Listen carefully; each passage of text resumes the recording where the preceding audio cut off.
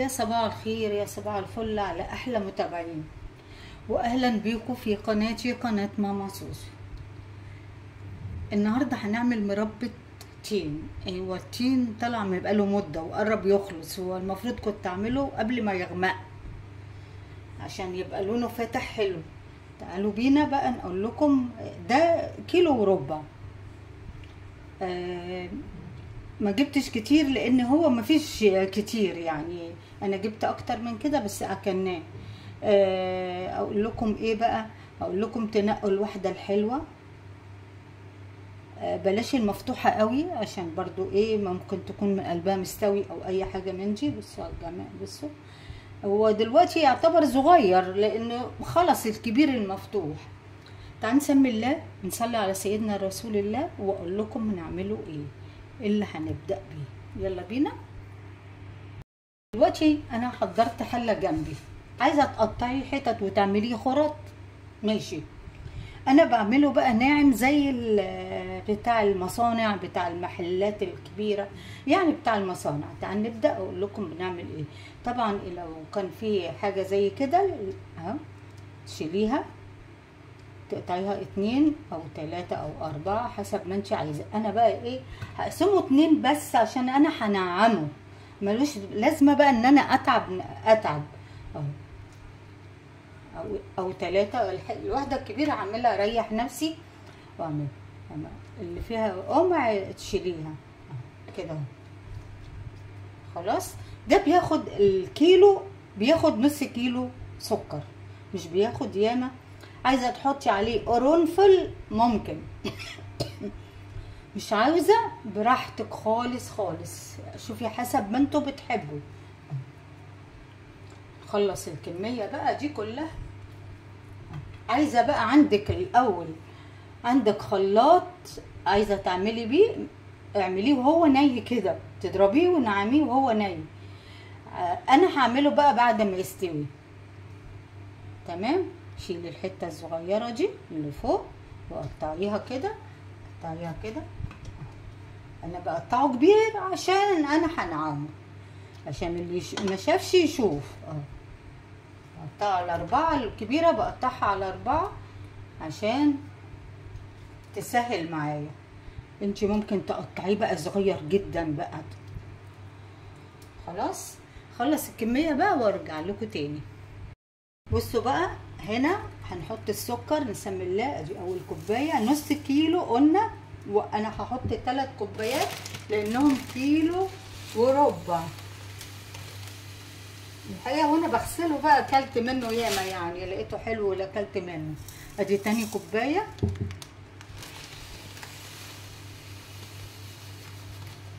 ودي التالتة. تمام. الحامل بيقع فاعذروني.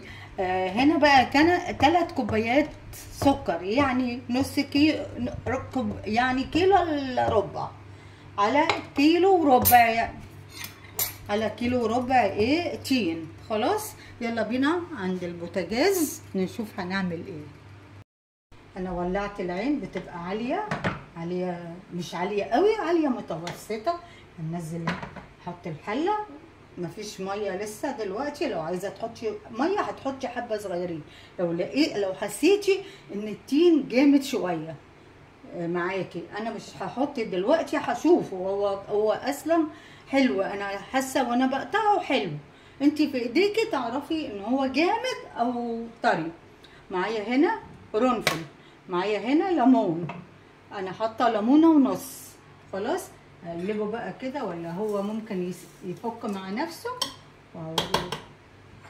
انا بجيب طبق احط فيه المعلقه واخليه لحد ما ينزل سكر، وهو هيعمل الميه. تمام. لو ما عملش ميه هنحط بقى شويه ميه صغيره. بصوا بقى هنا نزل ميته، نزل ميته اهو، شايفين؟ يبقى ما نستعجلش ونحط ميه، هي ميته دي بقى اللي بتسويه. وطبعا الريم اللي في الجنب ما بيترماش. تمام. كل ما اعمل مربى اقول لكم الريم ما بيترماش، الريم بيحفظ المربى. بصوا انا شلتها من على النار عشان السلك مش طويل ما يخشش لجوه. حتى النار اهي والعه، هنعمها. وقلت انا اللي عنده خلاط، اللي ما عندوش الهندر ده، يعملها بالخلاط قبل ما يحطها على النار وهي نايمه. دي كده بتتعمل وهي بتستوي لسه على النار. خلاص انعمها وارجع لكم تاني. شايفين انا نعمتها حلو ازاي؟ اهي. خلاص كده ارجعها على النار. تمام اهو اهي على النار، واسيبها بقى مع نفسها. يلا بينا بقى نحط القرنفل حسب رغبتك، كم واحد كده. خلاص بدأت هي تستوي شوية، هحط الليمون. خلاص وتستوي بقى وتبرد وتتعبى. بصوا بقى بعد ما بردت شوية، يعني هي دافية كده، ايديا لامسة الحلة. بصوا بصوا بصوا عشان نعرفها الناس حلوة مظبوطة. بصوا الخط، انا عملت خط اهو في النص ما بينزلش، شايفين؟ دليل على انها حلوة. حط حبة في الطبق وهوريكم اهو، شايفين شكلها ولونها حلو جدا، يعني كده المعقول. هتحطيها على النار بقى بميه هتغمقي منك، فكده حلو وسواها حلو معقوله. تعالوا نعبي بقى اوريها لكم، واعمل لكم سندوتش بقى بالقشطه. رغم ان بس تخلي بالكم من الكوليسترول يا جماعه، لسه محلله النهارده كوليسترول، ربنا الشافي. فخلي بالكم، هي هعبيها واوريها لكم واعمل لكم سندوتش كده حلو قوي يفتح النفس كده بعد الفطار تحالي، او في العشاء. بلاش العشاء عشان فيها قشطه. يلا بينا نعبي.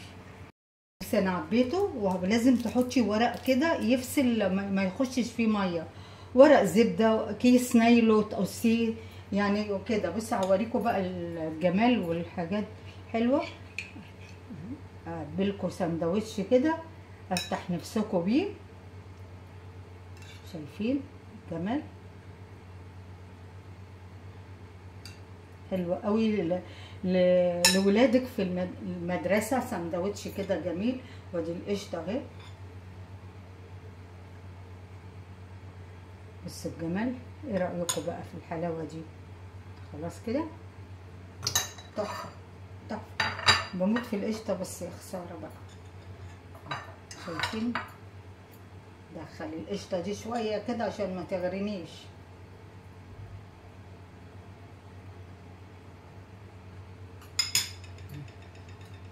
خلاص كده شايفين الجمال؟